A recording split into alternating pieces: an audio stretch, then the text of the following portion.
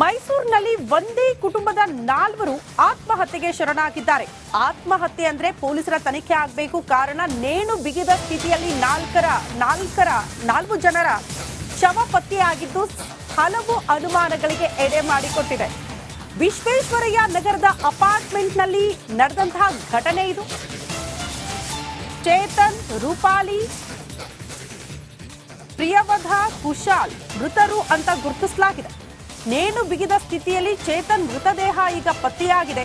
ಉಳಿದವರ ಶವಗಳು ಅಪಾರ್ಟ್ಮೆಂಟ್ನಲ್ಲಿ ಪತ್ತೆಯಾಗಿದೆ. ಪತ್ನಿ, ಮಕ್ಕಳಿಗೆ ವಿಷ ನೀಡಿ ಕೊಲೆ ಮಾಡಿದ್ರ ಚೇತನ್.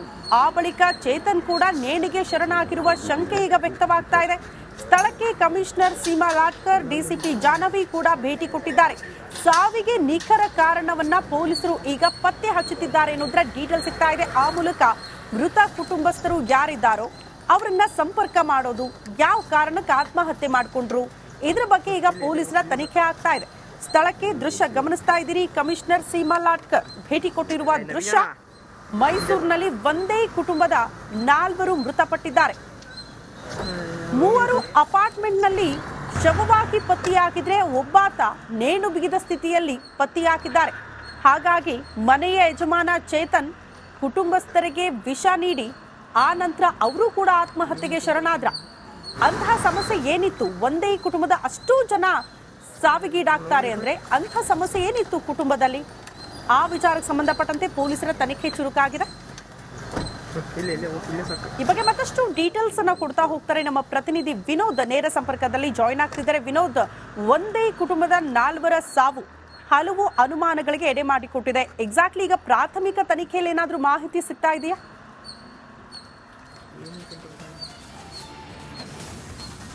ಈಗಾಗಲೇ ಏನು ಮೈಸೂರಿನ ವಿದ್ಯಾರಣ್ಯಪುರಂ ಬರುವಂತಹ ಏನು ವಿಶ್ವೇಶ್ವರನಗರ ಇದೆ, ಅಲ್ಲಿ ಅಪಾರ್ಟ್ಮೆಂಟ್ ಅಲ್ಲಿ ವಾಸ ಆಗಿದ್ದಂತಹ ಚೇತನ್, ರೂಪಾಲಿ ಮತ್ತು ಪ್ರಿಯವಧ ಮತ್ತು ಕುಶಾಲ್ ಒಂದೇ ಕುಟುಂಬದ 4 ಈಗ ಆತ್ಮಹತ್ಯೆಗೆ ಶರಣಾಗಿರುವಂಥದ್ದು. ಬಹಳ ಪ್ರಮುಖವಾಗಿ ಚೇತನ್ ಎಲ್ಲಿದ್ದಾರೆ, ಅವರ ಪತ್ನಿ ಮತ್ತು ಅವರ ತಾಯಿ ಮತ್ತು ಮಗ 4 ಕೂಡ ಈಗ ಏನು ಆತ್ಮಹತ್ಯೆಗೆ ಶರಣಾಗಿರುವಂಥದ್ದು. ಈಗಾಗಲೇ ಚೇತನ್ ಕೂಡ ನೇಣು ಬಿಗಿದ ಸ್ಥಿತಿಯಲ್ಲಿ ಅವರ ಶವ ಪತ್ತೆಯಾಗಿದೆ. ಇನ್ನುಳಿದಂತಹ 3 ಮೃತದೇಹ ಏನು ಅವರ ಹಾಸಿಗೆ ಮೇಲೆ ಮಲಗಿರುವ ರೀತಿಯಲ್ಲಿ ಪತ್ತೆಯಾಗಿರುವಂಥದ್ದು. ಬಹಳ ಪ್ರಮುಖವಾಗಿ ಈ ಘಟನೆಗೆ ನಿಖರವಾದಂತಹ ಕಾರಣ ಏನು ಅಂತ ಸದ್ಯಕ್ಕೆ ತಿಳಿದು ಬರ್ತಾ ಇಲ್ಲ. ಆರಂಭಿಕವಾಗಿ ಈಗಾಗಲೇ ಪೊಲೀಸರು ಕೂಡ ತನಿಖೆಯನ್ನು ಚುರುಕುಗೊಳಿಸಿರುವಂಥದ್ದು. ಅಕ್ಕಪಕ್ಕದ ಸ್ಥಳೀಯರು ಕೂಡ ಹೇಳ್ತಾ ಇರುವಂತಹ ಮಾಹಿತಿಗಳ ಪ್ರಕಾರವಾಗಿ ಒಂದಷ್ಟು ಸಾಲವನ್ನು ಕೂಡ ಮಾಡಿಕೊಂಡಿರುವಂತಹ ಮಾಹಿತಿಗಳು ಲಭ್ಯ ಆಗಿರುವಂಥದ್ದು. ನಾನೀಗ ಸದ್ಯ ಅಪಾರ್ಟ್ಮೆಂಟ್ನ ಮುಂಭಾಗದಲ್ಲಿದ್ದೇನೆ. ಈ ದೃಶ್ಯ ಗಮನಿಸ್ತಾ ಇರ್ಬೋದು. ಇದೆ ಮೈಸೂರಿನ ವಿದ್ಯಾರಣ್ಯಪುರದಲ್ಲಿ ಬರುವಂತಹ ಖಾಸಗಿ ಅಪಾರ್ಟ್ಮೆಂಟ್ ಇದು. ಈ ಒಂದು ಅಪಾರ್ಟ್ಮೆಂಟ್ನ ಮೊದಲ ಮಹಡಿಯಲ್ಲಿರುವಂತಹ ಚೇತನ್ ಅವರ ಕುಟುಂಬ ಎಲ್ಲಿದೆ, ಆ ಕುಟುಂಬಸ್ಥರು ಈಗ ಇವತ್ತು ಏನು ಇಂದು ಮುಂಜಾನೆ ಸುಮಾರು 3ರಿಂದ 4 ಗಂಟೆ ಸಮಯದಲ್ಲಿ ಈಗಾಗಲೇ ಏನೋ ಆತ್ಮಹತ್ಯೆಗೆ ಶರಣಾಗಿರುವಂಥದ್ದು. ಈಗಾಗಲೇ ಚೇತನ್ ಅವರ ಕುಟುಂಬಸ್ಥರು ಕೂಡ ಕೆಲವರು ಕೂಡ ಬಂದಿದ್ದಾರೆ. ಅವರನ್ನು ಕೂಡ ಮಾತಾಡಿಸುವಂತಹ ಕೆಲಸವನ್ನು ಮಾಡಿದ್ವಿ. ಸದ್ಯಕ್ಕೆ ಅವರು ಮಾತಾಡುವಂತಹ ಪರಿಸ್ಥಿತಿಯಲ್ಲಿಲ್ಲ, ಯಾಕೆಂದರೆ ಅವರು ಕೂಡ ಒಂದು ರೀತಿಯಲ್ಲಿ ಶಾಕ್ ಎದುರಾಗಿರುವಂಥದ್ದು. ಈಗಾಗಲೇ ಏನೋ ಅಪಾರ್ಟ್ಮೆಂಟನ್ನು ಗಮನಿಸ್ತಾ ಇದ್ದೀರಾ, ಅವರ ಕುಟುಂಬಸ್ಥರಲ್ಲೂ ಕೂಡ ಸಾಕಷ್ಟು ಒಂದು ರೀತಿಯಲ್ಲಿ ಗಾಬರಿಯಲ್ಲಿ ನಿಂತಿರುವಂಥದ್ದು. ಇನ್ನು ಮತ್ತೊಂದು ಭಾಗದಲ್ಲೂ ಕೂಡ ಈಗಾಗಲೇ ಸ್ಥಳಕ್ಕೆ ನಗರ ಪೊಲೀಸ್ ಆಯುಕ್ತೆ ಸೀಮಾ ಲಾಟ್ಕರ್ ಅವರು ಜೊತೆಗೆ ಡಿಸಿಪಿ ಆಗಿರುವಂತಹ ಜಾಹ್ನವಿ ಅವರು ಕೂಡ ಈಗಾಗಲೇ ಸ್ಥಳಕ್ಕೆ ಬಂದಿದ್ದಾರೆ. ಬಹಳ ಪ್ರಮುಖವಾಗಿ ಈ ಒಂದು ಆತ್ಮಹತ್ಯೆಗೆ ಪ್ರಮುಖವಾದಂತಹ ಕಾರಣ ಏನು, ಜೊತೆಗೆ ಅವರು ನಿಜಕ್ಕೂ ಕೂಡ ಸಾಲವನ್ನು ಮಾಡ್ಕೊಂಡಿದ್ರೆ ಎಷ್ಟರ ಮಟ್ಟಿಗೆ ಸಾಲವನ್ನು ಮಾಡ್ಕೊಂಡಿದ್ರು, ಅವರು ಏನೋ ಅವರ ಬ್ರದರ್ ಕೂಡ ಮಧ್ಯರಾತ್ರಿಯಲ್ಲಿ ಒಂದು ಫೋನ್ ಕಾಲ್ ಮಾಡಿದ್ರು ಅಂತೇಳಿ ಈಗಾಗಲೇ ಸದ್ಯಕ್ಕೆ ಮಾಹಿತಿಗಳು ಸಿಗ್ತಾ ಇರುವಂಥದ್ದು.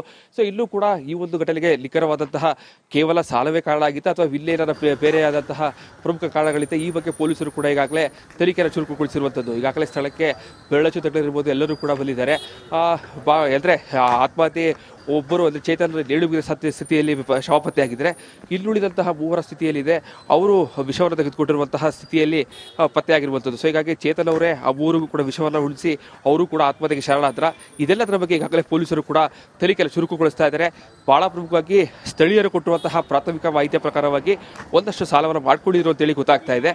ಆದರೆ ಪೊಲೀಸರು ಈಗಷ್ಟೇ ಬಂದಿರುವಂತಹ ಸೀಮಾ ಲಾಟ್ಕರ್ ನಗರ ಪೊಲೀಸ್ ಆಯುಕ್ತೆ ಅವರು ಈ ಒಂದು ಘಟನೆಗೆ ಪ್ರಾಥಮಿಕ ಒಂದು ಹೇಳಿಕೆಯನ್ನು ಕೊಟ್ಟ ನಂತರವಷ್ಟೇ ಈ ಒಂದು ಪ್ರಕರಣಕ್ಕೆ ಸತ್ಯಾಂಶ ಹೊರಬರುವಂಥದ್ದು.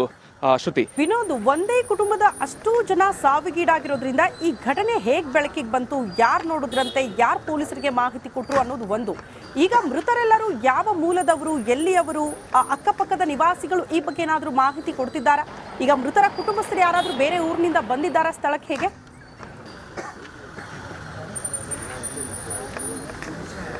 ಸದ್ಯಕ್ಕೆ ಅವರೆಲ್ಲರೂ ಕೂಡ ಮೈಸೂರಲ್ಲ ಹಲವು ವರ್ಷಗಳಿಂದಲೂ ಕೂಡ ವಾಸವಾಗಿದ್ದರು ಅಂತೇಳಿ ಸದ್ಯಕ್ಕೆ ತಿಳಿದು ಬರ್ತಾ ಇರುವಂತಹ ಮಾಹಿತಿ. ಸದ್ಯಕ್ಕೆ ಅವರ ಸ್ನೇಹಿತರಿರ್ಬೋದು, ಕುಟುಂಬಸ್ಥರು ಒಂದಷ್ಟು ಜನ ಬಂದಿದ್ದಾರೆ. ಅವರಲ್ಲೂ ಕೂಡ ಬೆಳಿಗ್ಗೆ ಮಾತಾಡಿಸುವಂಥ ಪ್ರಯತ್ನ ಮಾಡೋ ಸಂದರ್ಭದಲ್ಲೂ ಕೂಡ ಸದ್ಯಕ್ಕೆ ಅವರು ಕೂಡ ಒಂದು ರೀತಿ ಶಾಕ್ ಇರೋ ಕಾರಣಕ್ಕಾಗಿ ಯಾವ ಕಾರಣಕ್ಕಾಗಿ ಸತ್ತಿದ್ದಾರೆ ಅವ್ರಿಗೂ ಕೂಡ ಗೊತ್ತಾಗ್ತಾ ಇಲ್ಲ. ಇನ್ನು ಮುಂಜಾನೆ ಅವರ ಬ್ರದರ್ ಎಲ್ಲೋ ಒಂದು ಅದೇ ಹೊರಗಡೆ ಹೊರದೇಶದಲ್ಲಿರುವ ಕಾರಣಕ್ಕಾಗಿ ಒಂದು ಫೋನನ್ನು ಮಾಡಿದ್ರು. ಆ ಸಂದರ್ಭದಲ್ಲಿ ಅವರು ಫೋನನ್ನು ತೆಗ್ದಿಲ್ಲ. ಸೊ ಆ ಸಂದರ್ಭದಲ್ಲಿ ಇವರಿಗೆ ಒಂದಷ್ಟು ಅನುಮಾನಗಳು ಬಂದಿದೆ. ಎಲ್ಲೋ ಒಂದು ಕಡೆ ಒಂದಷ್ಟು ಸಾಲಗಳು ಇದ್ದಿದ್ದು ಅವ್ರ ಕುಟುಂಬಸ್ಥರಿಗೆ ಗೊತ್ತಿತ್ತು.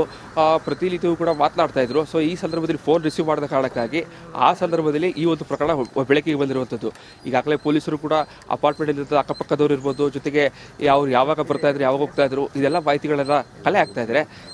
ಸೀಮಾ ಲಾಟ್ಕರ್ ಒಂದು ಈಚೆ ಬಂದು ಈ ಪ್ರಕರಣದ ಬಗ್ಗೆ ಮಾಹಿತಿಯನ್ನು ಕೊಟ್ಟಲ್ಲ ಅಂತಷ್ಟೇ ನಿಖರವಾದಂತಹ ಕಾರಣ ತಿಳಿದು ಬರುವಂಥದ್ದು. ಶ್ರುತಿ.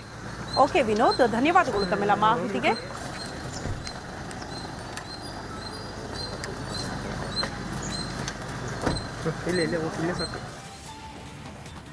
ಮೈಸೂರಿನಲ್ಲಿ ಒಂದೇ ಕುಟುಂಬದ 4 ಆತ್ಮಹತ್ಯೆಗೆ ಶರಣಾಗಿದ್ದಾರೆ. ಆತ್ಮಹತ್ಯೆ ಅಂದ್ರೆ ಪೊಲೀಸರ ತನಿಖೆ ಆಗಬೇಕು. ಕಾರಣ ನೇಣು ಬಿಗಿದ ಸ್ಥಿತಿಯಲ್ಲಿ 4 ಜನರ ಶವ ಪತ್ತೆಯಾಗಿದ್ದು ಹಲವು ಅನುಮಾನಗಳಿಗೆ ಎಡೆ ಮಾಡಿಕೊಟ್ಟಿದೆ. ವಿಶ್ವೇಶ್ವರಯ್ಯ ನಗರದ ಅಪಾರ್ಟ್ಮೆಂಟ್ನಲ್ಲಿ ನಡೆದಂತಹ ಘಟನೆ ಇದು. ಚೇತನ್, ರೂಪಾಲಿ, ಪ್ರಿಯವಧ, ಕುಶಾಲ್ ಮೃತರು ಅಂತ ಗುರುತಿಸಲಾಗಿದೆ. ನೇಣು ಬಿಗಿದ ಸ್ಥಿತಿಯಲ್ಲಿ ಚೇತನ್ ಮೃತದೇಹ ಈಗ ಪತ್ತೆಯಾಗಿದೆ. ಉಳಿದವರ ಶವಗಳು ಅಪಾರ್ಟ್ಮೆಂಟ್ನಲ್ಲಿ ಪತ್ತೆಯಾಗಿದೆ. ಪತ್ನಿ, ಮಕ್ಕಳಿಗೆ ವಿಷ ನೀಡಿ ಕೊಲೆ ಮಾಡಿದ್ರ ಚೇತನ್. ಆ ಬಳಿಕ ಚೇತನ್ ಕೂಡ ನೇಣಿಗೆ ಶರಣಾಗಿರುವ ಶಂಕೆ ಈಗ ವ್ಯಕ್ತವಾಗ್ತಾ ಇದೆ. ಸ್ಥಳಕ್ಕೆ ಕಮಿಷನರ್ ಸೀಮಾ ಲಾಟ್ಕರ್, ಡಿಸಿಪಿ ಜಾಹ್ನವಿ ಕೂಡ ಭೇಟಿ ಕೊಟ್ಟಿದ್ದಾರೆ. ಸಾವಿಗೆ ನಿಖರ ಕಾರಣವನ್ನ ಪೊಲೀಸರು ಈಗ ಪತ್ತೆ ಹಚ್ಚುತ್ತಿದ್ದಾರೆ ಅನ್ನೋದ್ರ ಡೀಟೇಲ್ ಸಿಗ್ತಾ ಇದೆ. ಆ ಮೂಲಕ ಮೃತ ಕುಟುಂಬಸ್ಥರು ಯಾರಿದ್ದಾರೋ ಅವರನ್ನ ಸಂಪರ್ಕ ಮಾಡೋದು, ಯಾವ ಕಾರಣಕ್ಕೆ ಆತ್ಮಹತ್ಯೆ ಮಾಡಿಕೊಂಡ್ರು, ಇದ್ರ ಬಗ್ಗೆ ಈಗ ಪೊಲೀಸರ ತನಿಖೆ ಆಗ್ತಾ ಇದೆ. ಸ್ಥಳಕ್ಕೆ ದೃಶ್ಯ ಗಮನಿಸ್ತಾ ಇದ್ದೀರಿ. ಕಮಿಷನರ್ ಸೀಮಾ ಲಾಟ್ಕರ್ ಭೇಟಿ ಕೊಟ್ಟಿರುವ ದೃಶ್ಯ. ಮೈಸೂರಿನಲ್ಲಿ ಒಂದೇ ಕುಟುಂಬದ 4 ಮೃತಪಟ್ಟಿದ್ದಾರೆ. 3 ಅಪಾರ್ಟ್ಮೆಂಟ್ನಲ್ಲಿ ಶವವಾಗಿ ಪತ್ತೆಯಾಗಿದ್ರೆ ಒಬ್ಬಾತ ನೇಣು ಬಿಗಿದ ಸ್ಥಿತಿಯಲ್ಲಿ ಪತ್ತೆಯಾಗಿದ್ದಾರೆ. ಹಾಗಾಗಿ ಮನೆಯ ಯಜಮಾನ ಚೇತನ್ ಕುಟುಂಬಸ್ಥರಿಗೆ ವಿಷ ನೀಡಿ ಆ ನಂತರ ಅವರು ಕೂಡ ಆತ್ಮಹತ್ಯೆಗೆ ಶರಣಾದ್ರ. ಅಂತಹ ಸಮಸ್ಯೆ ಏನಿತ್ತು? ಒಂದೇ ಕುಟುಂಬದ ಅಷ್ಟೂ ಜನ ಸಾವಿಗೀಡಾಗ್ತಾರೆ ಅಂದ್ರೆ ಅಂಥ ಸಮಸ್ಯೆ ಏನಿತ್ತು ಕುಟುಂಬದಲ್ಲಿ? ಆ ವಿಚಾರಕ್ಕೆ ಸಂಬಂಧಪಟ್ಟಂತೆ ಪೊಲೀಸರ ತನಿಖೆ ಚುರುಕಾಗಿದೆ.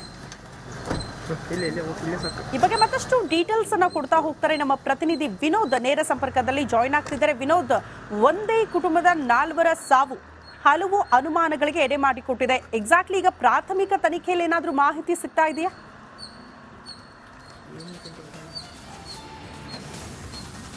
ಈಗಾಗಲೇ ಮೈಸೂರಿನ ವಿದ್ಯಾರಣ್ಯಪುರಂ ಬರುವಂತಹ ಏನು ವಿಶ್ವೇಶ್ವರ ಇದೆ, ಅಲ್ಲಿ ಅಪಾರ್ಟ್ಮೆಂಟ್ ಅಲ್ಲಿ ವಾಸ ಆಗಿದ್ದಂತಹ ಚೇತನ್, ರೂಪಾಲಿ ಮತ್ತು ಪ್ರಿಯಂವದ ಮತ್ತು ಕುಶಾಲ್ ಒಂದೇ ಕುಟುಂಬದ 4 ಈಗ ಆತ್ಮಹತ್ಯೆಗೆ ಶರಣಾಗಿರುವಂಥದ್ದು. ಬಹಳ ಪ್ರಮುಖವಾಗಿ ಚೇತನ್ ಏನಿದ್ದಾರೆ, ಅವರ ಪತ್ನಿ ಮತ್ತು ಅವರ ತಾಯಿ ಮತ್ತು ಮಗ 4 ಕೂಡ ಈಗ ಏನು ಆತ್ಮಹತ್ಯೆಗೆ ಶರಣಾಗಿರುವಂಥದ್ದು. ಈಗಾಗಲೇ ಚೇತನ್ ಕೂಡ ನೇಣು ಬಿಗಿದ ಸ್ಥಿತಿಯಲ್ಲಿ ಅವರ ಶವ ಪತ್ತೆಯಾಗಿದೆ. ಇನ್ನುಳಿದಂತಹ 3 ಮೃತದೇಹ ಏನು ಅವರ ಹಾಸಿಗೆ ಮೇಲೆ ಮಲಗಿರುವ ರೀತಿಯಲ್ಲಿ ಪತ್ತೆಯಾಗಿರುವಂಥದ್ದು. ಬಹಳ ಪ್ರಮುಖವಾಗಿ ಈ ಘಟನೆಗೆ ನಿಖರವಾದಂತಹ ಕಾರಣ ಏನು ಅಂತ ಸದ್ಯಕ್ಕೆ ತಿಳಿದು ಬರ್ತಾ ಇಲ್ಲ. ಆರಂಭಿಕವಾಗಿ ಈಗಾಗಲೇ ಪೊಲೀಸರು ಕೂಡ ತನಿಖೆಯನ್ನು ಚುರುಕುಗೊಳಿಸಿರುವಂಥದ್ದು.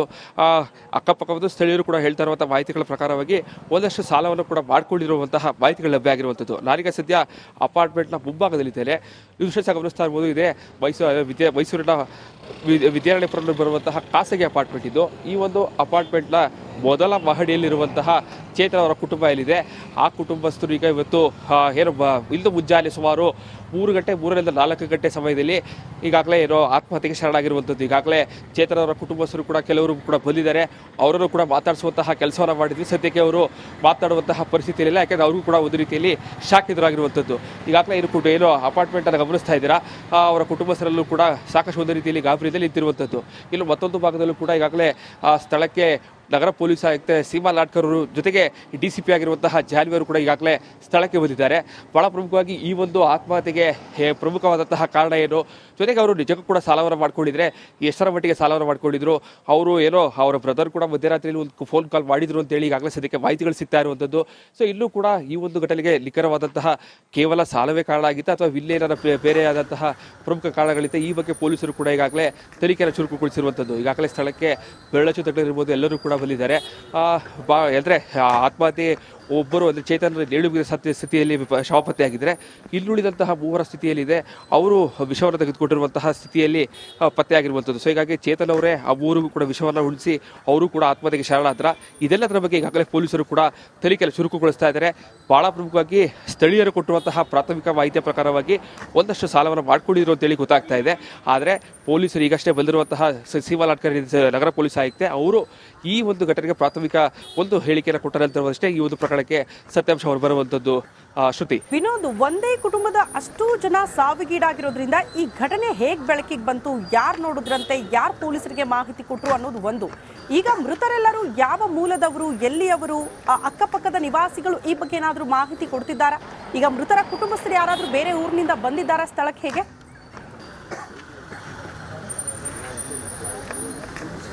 ಜೊತೆ ಸದ್ಯಕ್ಕೆ ಅವರೆಲ್ಲರೂ ಕೂಡ ಮೈಸೂರಿನಲ್ಲಿ ಹಲವು ವರ್ಷಗಳಿಂದಲೂ ಕೂಡ ವಾಸವಾಗಿದ್ರು ಅಂತೇಳಿ ಸದ್ಯಕ್ಕೆ ತಿಳಿದು ಬರ್ತಾ ಇರುವಂತಹ ಮಾಹಿತಿ.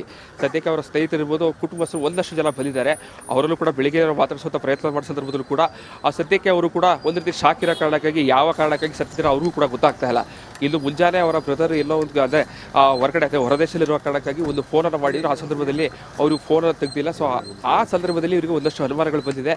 ಎಲ್ಲೋ ಒಂದು ಕಡೆ ಒಂದಷ್ಟು ಸಾಲಗಳು ಇದ್ದಿದ್ದು ಅವ್ರ ಕುಟುಂಬಸ್ಥರಿಗೆ ಗೊತ್ತಿತ್ತು.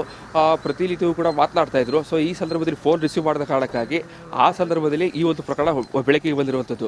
ಈಗಾಗಲೇ ಪೊಲೀಸರು ಕೂಡ ಅಪಾರ್ಟ್ಮೆಂಟ್ ಅಕ್ಕಪಕ್ಕದವ್ರು ಇರ್ಬೋದು, ಜೊತೆಗೆ ಅವ್ರು ಯಾವಾಗ ಬರ್ತಾ ಇದ್ರು, ಯಾವಾಗ ಹೋಗ್ತಾ ಇದ್ರು, ಇದೆಲ್ಲ ಮಾಹಿತಿಗಳೆಲ್ಲ ಕಲೆ ಆಗ್ತಾ ಇದ್ದಾರೆ. ಸೀಮಾ ಲಾಟ್ಕರ್ ಒಂದು ಈಚೆ ಬಂದು ಈ ಪ್ರಕರಣದ ಬಗ್ಗೆ ಮಾಹಿತಿಯನ್ನು ಕೊಟ್ಟಲ್ಲ ಅಂತಿರೋದಷ್ಟೇ ನಿಖರವಾದಂತಹ ಕಾರಣ ತಿಳಿದು ಬರುವಂಥದ್ದು. ಶ್ರುತಿ. ಓಕೆ ವಿನೋದ್, ಧನ್ಯವಾದಗಳು ತಮ್ಮೆಲ್ಲ ಮಾಹಿತಿಗೆ.